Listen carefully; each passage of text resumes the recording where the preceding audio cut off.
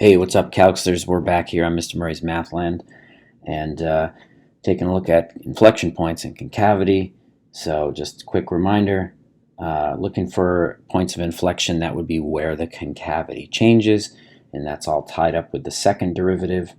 So, very similar to your relative extrema process, you want to find where does the second derivative change signs, and to start that investigation, you find where does the second derivative equal 0, or where is it undefined, of course. Never forget about the second part. And then you want to test, does it change signs before and after any of those values, those potential inflection points, or pips as I call them. So let's go. Let's get right into this here. Let's find the second derivative and set it equal to 0, or see where it's undefined. So our function here is 3 cube root of x plus 1 minus x plus 5. So you may like to mentally or actually take the step of rewriting that. That's 3 times x plus 1 to the 1/3. Now it's in that power rule friendly format. And the first derivative, I'm going to use the power rule here. With 1/3 times 3 is going to be 1. X plus 1 to the negative 2/3. Don't forget to subtract 1 from that exponent. Common mistake, of course. And don't forget about the chain rule if necessary. Now, the derivative of the inside is just 1, so there's no real chain rule needed here. But hopefully whenever you see a quantity in the inside, you're thinking about the potential for chain rule. And so we can continue on here. Derivative of negative x is negative 1. Derivative of 5 is 0.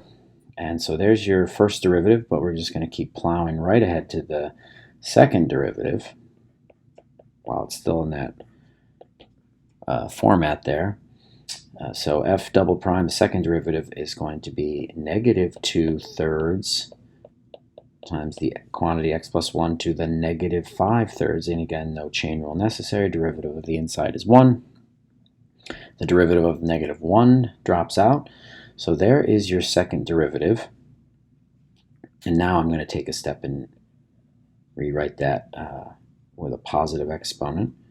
So that will be, I'll move that to the denominator, make the exponent positive. You could, make that radical form if you want.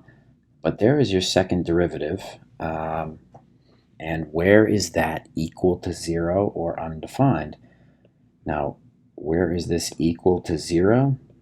Hopefully you can see that nowhere is this going to be equal to 0, because this is a fraction and the numerator will never equal 0, so therefore the fraction will never equal 0. So that has no solution to that part of it. But where is it undefined? That's a different story. You've got a denominator in your fraction here, so it will be undefined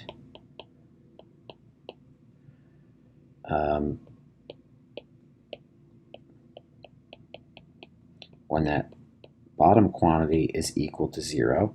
That's a pretty easy thing to work with. You're just forgetting about the 3, and that will be at x equals negative 1. And that is the only solution there. So, and that is in the domain. Maybe that needs to be said here. The original function, that is a cube root, so the domain is all real numbers. So negative 1 is in the domain of the original function, but the second derivative is undefined at that spot. So that's a place we definitely have to investigate. Maybe it's a false one, maybe nothing changes, but you got to check that out. So here we go.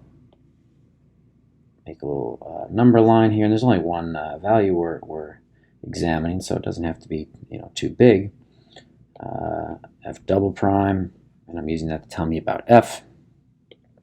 So when I substitute values less than negative 1 into the second derivative, and certainly you can look here or here. If you plug in negative 2, negative 3, if you want to find a value that you can work with without a calculator, you're going to be taking the cube root of that, raising it to the 5th. So an important thing is that those are both odd. So if you get negative quantities in here, and you take the cube root, raise it to the 5th, that's still going to be negative. And that's all you're really trying to determine is the sign. So this will be negative times 3 will still be negative, but then you're dividing negative 2 by that. So negative divided by negative means you will get a positive here. and that tells you that your original function is concave up,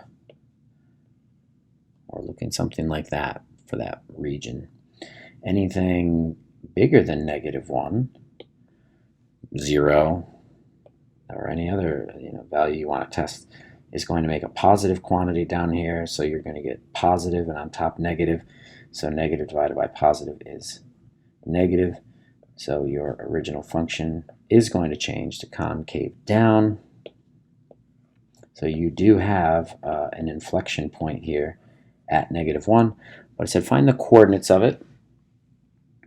And so what do we have here? We're going to get the coordinates from the original, as always, the y value. So I'm going to do f of -1, and that's going to work out pretty easily here, because you're going to have 3 times the cube root of -1 plus 1 is 0, minus x, so minus -1. Just be careful you don't make a silly mistake there. So that's going to be 0 plus 1 plus 5, so that's going to be 6.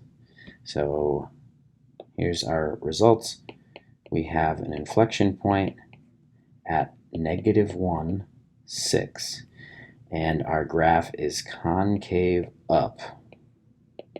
F is concave up from -infinity to -1. Right, there were no domain restrictions, so we are talking about all the way from -infinity. And we are concave down. F is concave down from -1 all the way to +infinity. And there we go. Those are our results.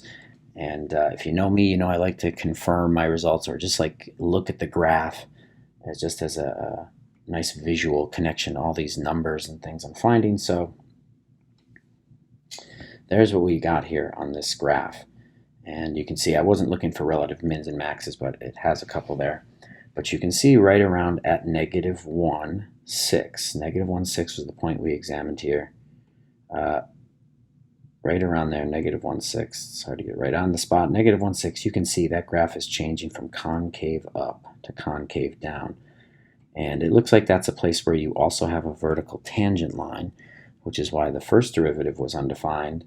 And then if the first derivative is undefined, the second derivative is going to be undefined. So it wasn't any kind of cusp or anything like that. And if you want to zoom out, you kind of see that you just have that shape kind of extended out. So that is, in fact, the only point of inflection. So there we go, kids. So keep working hard. If you got any questions, let me know. And otherwise, keep calm and do calc. And we'll see you around. Take it easy.